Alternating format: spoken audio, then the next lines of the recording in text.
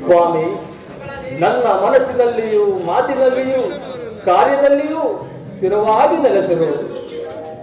ರಾಮ ರಾಮ ರಮಣೀಯ ನಾಮ, ರಾಮಚಂದ್ರ ದೀನ ದಯಾಕರ, ಭಕ್ತವಸ್ತ ಆಪತ್ಬಾಂಧವ, ನಿನ್ನ ನಾಮಾಮೃತವನ್ನು ಕೇಳದ ಕಿವಿಗಳಿದ್ದರೇನು ಫಲ. ಮಾಧವ, ಸದಾ ನನ್ನ ಕನಸಿನಲ್ಲಿಯೂ ಮನಸ್ಸಿನಲ್ಲಿಯೂ ನೆಲೆಸಿರು ಪರಮಾತ್ಮ.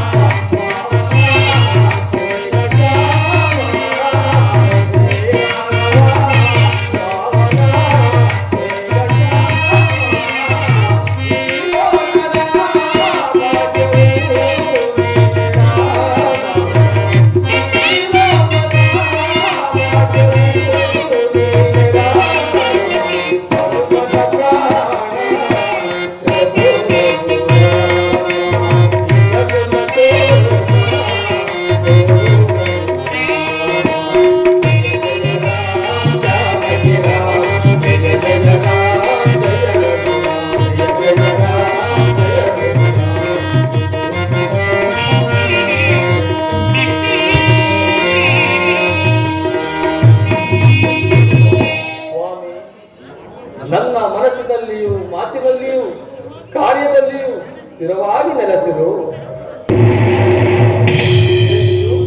ಗುಡುಗಿನ ಶಬ್ದ ಭೂಮಿಯು ನಡುಗುತ್ತಿರುವುದಿಲ್ಲ. ಈ ಶಬ್ದದ ಹಿಂದೆ ರಾವಣನ ವಿಧ್ವಂಸಕ್ಕಾಗಿ ಲಂಕೆಗೆ ದಾಳಿಯಲ್ಲಿಟ್ಟ ನಮ್ಮ ಕಪಿವೀರರ ಆರ್ಭಟವನ್ನೇ ಮೀರಿಸುತ್ತಿರುವುದಲ್ಲ.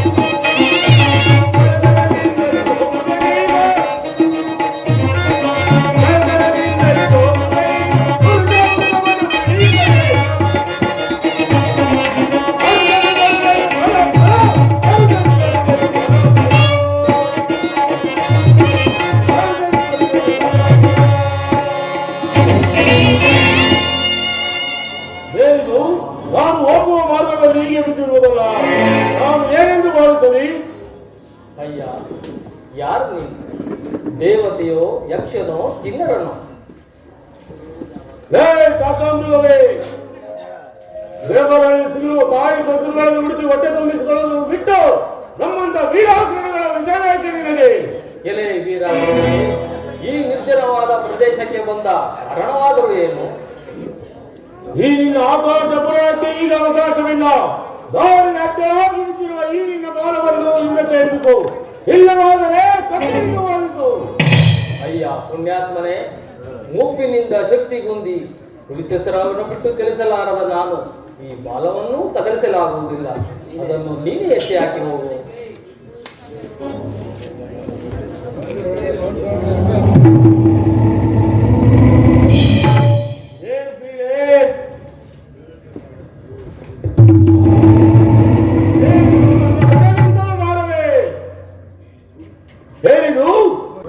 ಇದನ್ನು ಕತ್ತರಿಸಾಕಿ ಮುಂದೆ ಹೋಗುವೆನು.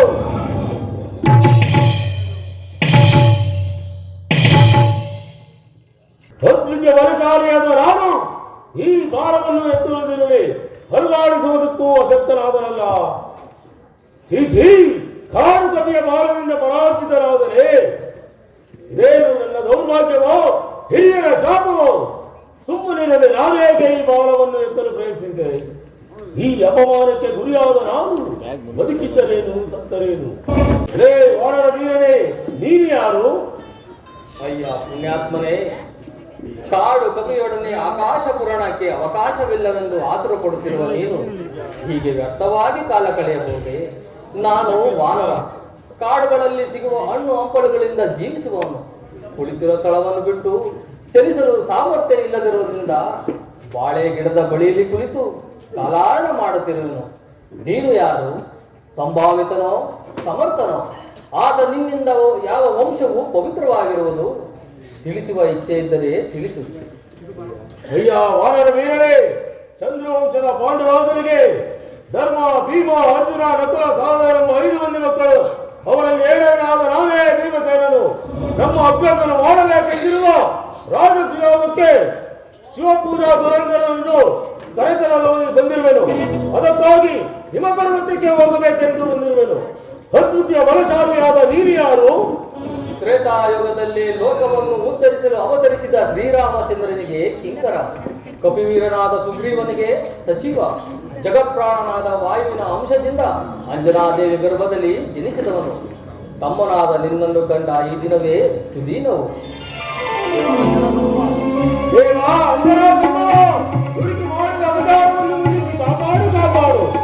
ಭಕ್ತ ಭೀಮಸೇನ, ಬಾ ನನ್ನನ್ನು ಆಲಂಗಿಸು. ಮಗು, ಶ್ರೀಕೃಷ್ಣ ರೂಪಿಯಾಗಿ ಅವತರಿಸಿದ ಶ್ರೀರಾಮಚಂದ್ರನು ಕುಶಲವೇ? ಅವನ ಸೇವಾ ಸೌಖ್ಯವನ್ನು ಅನುಭವಿಸುತ್ತಿರುವ ನೀವೇ ಧನ್ಯರು. ಅಗ್ರಜ, ಅಂಜನಾತ್ಮಜ, ನೀನು ವಿಧಿಸ್ತನಂತೆ ಹಿರಿಯನು, ಮಾರುತನಂತೆ ಪೂಜ್ಯನು, ವಾದರಾಯನಂತೆ ಗುರುವು. ಹೀಗಿರುವಾಗ ನಮ್ಮ ಧನ್ಯತೆಗೆ ಕೊರತೆ ಏನು? ಪರಮ ಪವಿತ್ರನಾದ ಪಾಂಡುವಿಗೆ ಪರಾಕ್ರಮಿಶಾಲಿಗಳಾದ ನೀವೈವರು ಮಕ್ಕಳಾಗಿರೋದ್ರಿಂದ ಪರಮಾತ್ಮನು ನಿಮಗೆ ಅನುಗ್ರಹಿಸುವನು. ಬಹು ಸಂತೋಷ. ದೇವ, ನನ್ನ ಮನೋರಥ ಹೊಂದಿರುವುದು. ವತ್ಸ, ಅದೇನು? ಲಂಕೆಗೆ ಬೆಂಕಿಯನ್ನು ಒತ್ತಿಸಿ ದುಷ್ಟ ದಾನವರನ್ನೆಲ್ಲ ಧ್ವಂಸ ಮಾಡಿ ಸದಯೋಗನ ವಿಸ್ತೀರ್ಣವಾಗಿ ಸಮುದ್ರವನ್ನು ದಾಟಿ ಬಂದ ಆ ನಿನ್ನ ವಿಶ್ವರೂಪವನ್ನು ಸಂದರ್ಶಿಸಲು ಆಸೆಪಡುವನು. ವತ್ಸ, ಇದು ದ್ವಾಪರಾಯುಗ. ತ್ರೇತಾಯುಗದಲ್ಲಿದ್ದ ಧರ್ಮವು ಆಕೃತಿಯು ಈ ಯುಗದಲ್ಲಿ ಬರಲಾರದು. ಈ ಯುಗದ ಸಾಮರ್ಥ್ಯವು ಕಲಿಯುಗದಲ್ಲಿ ಇರಲಾರದು. ಕೃತಾಯುಗಕ್ಕಿಂತ ತ್ರೇತೆಯಲ್ಲಿಯೂ, ತ್ರೇತಾಯುಗಕ್ಕಿಂತ ದ್ವಾಪರದಲ್ಲಿಯೂ, ದ್ವಾಪರಕ್ಕಿಂತ ಕಲಿಯುಗದಲ್ಲಿಯೂ ಕ್ಷೀಣತೆಯು ಹೆಚ್ಚುತ್ತಾ ಬರುವುದೇ ಹೊರತು ಈಗಿನ ಮಾನವರಿಗೆ ಆಗಿನ ರೂಪವು ಗೋಚರಿಸಲಾರದು. ದೇವ, ನೀನು ಅನುಗ್ರಹಿಸಿದರೆ ಯಾವುದು ತಾನೇ ಸಾಧ್ಯ? ಹಾಗಾದರೆ ನೋಡು.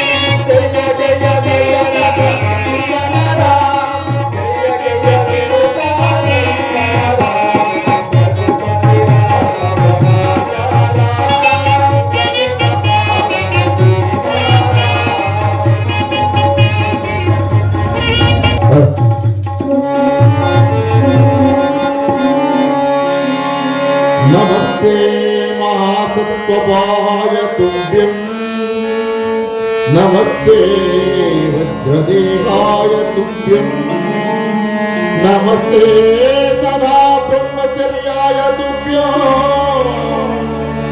नमस्ते सदा वायुपुत्राय तुभ्यं नमस्ते सदा वायुपुत्राय नमस्ते वायुपुत्राय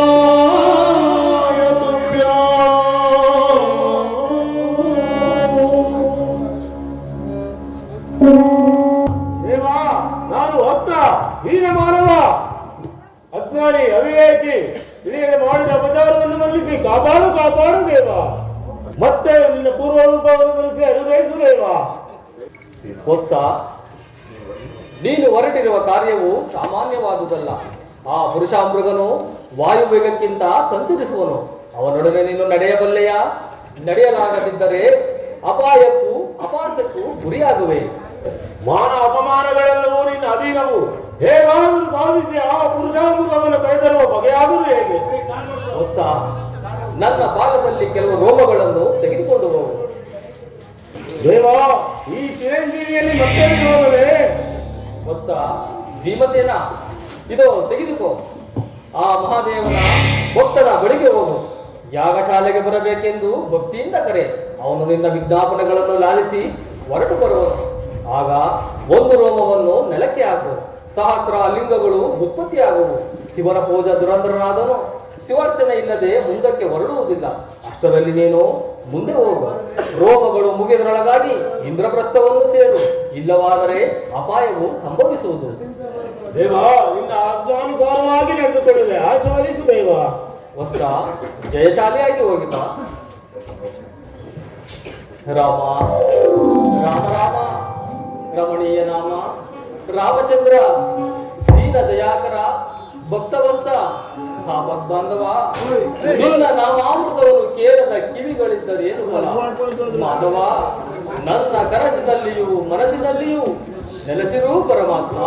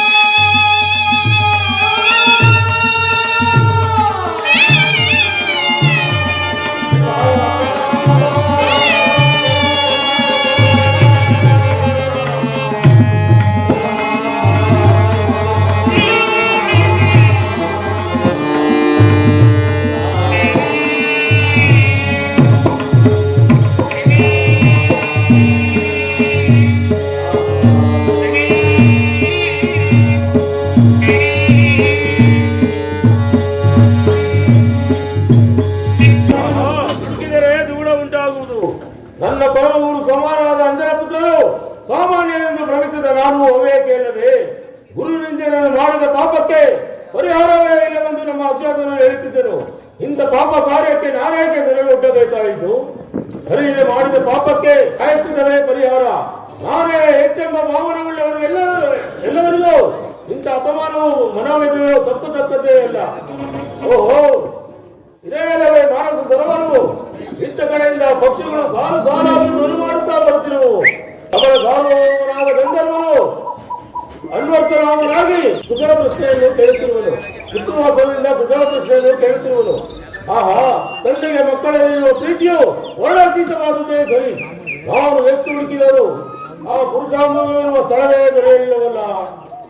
ಅದು ಯಾವುದೋ ಒಂದು ದ್ವೇಷ ಕಾಣುತ್ತಿರುವುದು. ಸ್ವಲ್ಪ ಮುಂದೆವಾಗಿ ನೋಡುವೆನು.